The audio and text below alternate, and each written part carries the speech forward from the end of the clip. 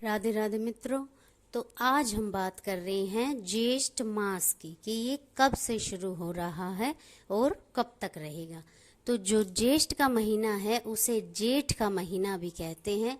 तो ये महीना 24 मई से शुरू हो रहा है, दिन शुक्रवार, और ये रहेगा 21 जून तक।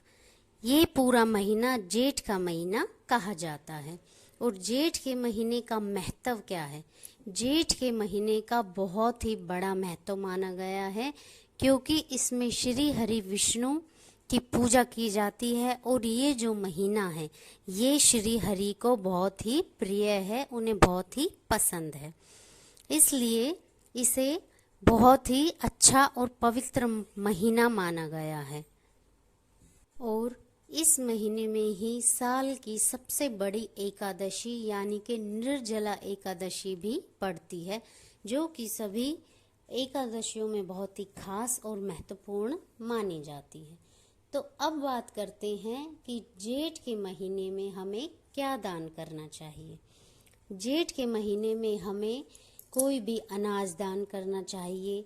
और हमें इस महीने में जल का विशेष महत्व है, इसलिए हमें जल का दान मुख्य रूप से करना चाहिए।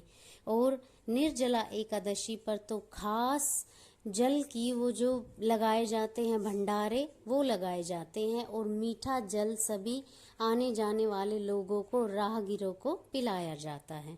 और इसलिए इसमें जल का दान सबसे महत्वपूर्ण माना गया है।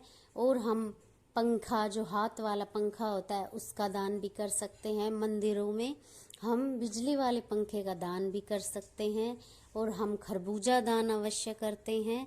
तो ऐसे कई सारे दान हैं जो हम जेठ के महीने में कर सकते हैं, इससे हमें विशेष पुण्य मिलता है। और जो जाने अनजाने में हमसे कभी पाप हुए हैं वो भी नष्ट हो जाते हैं।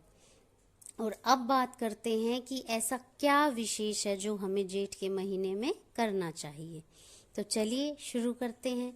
जेठ के माह में जल का दान करना बड़ा ही पुण्य और फलदायी माना गया है। इस वजह से जेठ में राहगीरों को पानी पिलाना चाहिए और हमें प्याहू लगानी चाहिए। और जो बेचारे प्यासे पक्षी और पशु होते हैं उनको भी पानी पिलाने की कोई ना कोई सुविधा हमें करनी चाहिए। और जेठ के महीने में भगवान विष्णु जी के साथ साथ हनुमान जी और शनि देव जी की भी पूजा करनी चाहिए, क्योंकि जो हमारे जाने अनजाने में किए गए पाप हैं उनसे हमें मुक्ति मिलती है। क्योंकि इस महीने के जो मंगलवार होते हैं वो बहुत ही बेहद खास माने जाते हैं, इसलिए इस महीने में पड़ने वाले 4 या 5 जितने भी मंगलवार पड़ते हैं उनकी खास पूजा की जाती है। और बजरंगबली की भी खास पूजा की जाती है। और इस महीने में जल की पूजा का महत्व है, इसलिए हमें जल का पूजा भी करनी चाहिए। जल की, जैसे गंगा की पूजा, कोई भी पवित्र नदी है उसकी पूजा। और इसमें गंगा दशहरा भी इसी महीने में आता है, क्योंकि गंगा माँ की भी हम पूजा करते हैं। इस कारण इसमें ये गंगा दशहरा भी इसी महीने में पड़ता है। तो चलिए अब बात करते हैं कि हमें इस महीने में क्या नहीं करना चाहिए। तो ज्येष्ठ के महीने में हमें कभी भी घर के बड़े बेटे या बेटी की शादी बड़े लड़के या लड़की से नहीं करनी चाहिए, क्योंकि ये अशुभ माना जाता है। और जेठ के महीने में हमें मसालादार खाना भी नहीं खाना चाहिए, क्योंकि इस महीने में गर्मी बहुत ज़्यादा हो जाती है, इसलिए वो हमें पचता नहीं है। मांस हमें नहीं खाना चाहिए और गर्म तासीर की वस्तुओं को खाने से भी हमें बचना चाहिए, क्योंकि इससे हमारी सेहत को नुकसान पहुंचता है। और इस महीने में हमें किसी भी प्यासे को अपने द्वार से कभी वापस प्यासा नहीं भेजना चाहिए।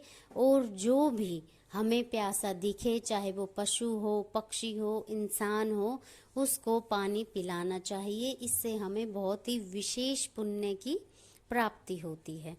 और जेठ के महीने में दोपहर के समय यात्रा करने से बचना चाहिए, क्योंकि इसमें इतनी गर्मी भारी भयंकर पड़ती है कि वो हमारे शरीर को नुकसान पहुंचा सकती है और हमें बीमार कर सकती है।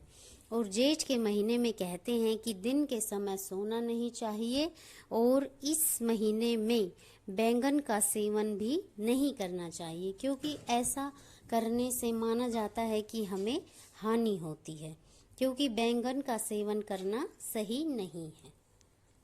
तो ये थी सारी जानकारी ज्येष्ठ के महीने से जुड़ी हुई कि हम क्या करें, क्या ना करें, क्या दान करें और कब से कब तक ये महीना है। और आगे आप हमारी वीडियो में ज्येष्ठ महीने की कथा भी सुन सकते हैं कि इसका क्या महत्व है और इसकी क्या कथा है। तो हमारे चैनल को लाइक करें, शेयर करें, सब्सक्राइब करें। राधे राधे।